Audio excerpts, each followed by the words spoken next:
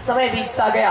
आगे चलकर राजा शांतनु सत्यवती नाम की एक कन्या पर मोहित हो गए, जो मछुआरे की बेटी थी।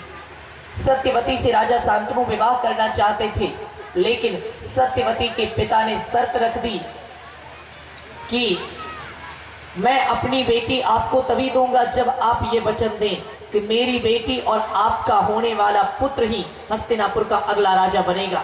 शांतनु ने कहा, यह नहीं हो सकता। मैंने गंगा पुत्र देवव्रत को यानी अपने ज्येष्ठ पुत्र को अपना युवराज घोषित कर दिया है। मैं सत्यवती के वियोग में तड़प तड़प कर मर सकता हूँ, लेकिन अपने पुत्र देवव्रत के साथ ऐसा अन्याय नहीं कर सकता। मैं जा रहा हूँ। इस प्रकार कश्मकश में धर्म संकट में पड़कर राजा शांतनु उदास होकर महल लौट आए। लेकिन जब महल लौट आए, स्त्री का मुंह बहुत खराब होता है। जब महल लौट आए, बस थोड़ी देर जैसे ही राजा शांतनु महल लौट आए, उनका मन राजकाज में नहीं लगता था। वो बहुत उदास थे। देवव्रत ने उनके सारथी से पूछा, पिता महाराज इतने उदास क्यों हैं? उनकी उदासी का कारण क्या है? सारथी ने सारी कहानी सुना दी। आपके पिता एक कन्या से विवाह करना चाहते हैं, लेकिन उनका पिता चाहता है आपका होने वाला भाई ही हस्तिनापुर का अगला राजा बने, और इसलिए ये वचन आपके पिता नहीं दे सकते, क्योंकि आप हस्तिनापुर के युवराज हैं, इसीलिए आपके पिता दुखी हैं।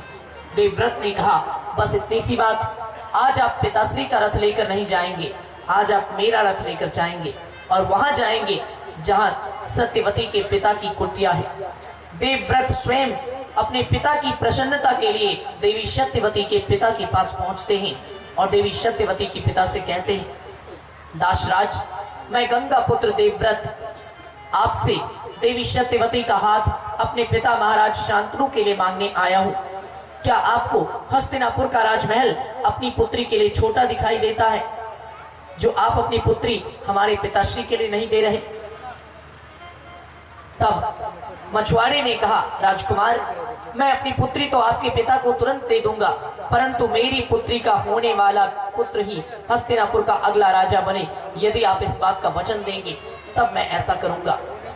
देवव्रत ने कहा, दासराज, मैं गंगा पुत्र देवव्रत आपको वचन देता हूँ, हस्तिनापुर के राज सिंहासन पर मैं अपना जन्म सिद्ध अधिकार त्यागता हूँ और आपकी पुत्री का होने वाला पुत्र ही हस्तिनापुर का अगला राजा बनेगा, और मैं आजीवन उसकी रक्षा और उसकी सेवा करता रहूंगा।